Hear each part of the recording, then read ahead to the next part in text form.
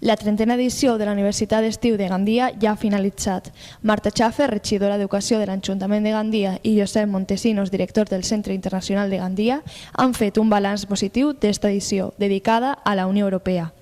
Les activitats obertes com les taules rodones i conferències, així com les activitats de nit al pati de la Casa de la Marquesa, han sigut un èxit de participació.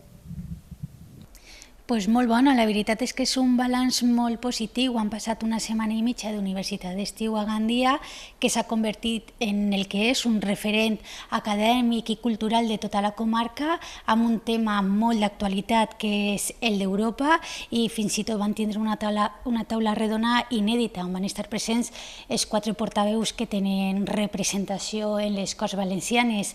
Dins del marc acadèmic de l'acte, tots van poder donar la seva visió amb tota llibertat d'expressió del seu punt sobre Europa, i jo crec que ha sigut una taula inèdita que es tornarà a repetir-se durant molt de temps. Per això estem contents. Dir també que la Universitat de València i l'Ajuntament de Gandia tenen unes relacions fantàstiques i que per suposar sempre tindran el nostre suport.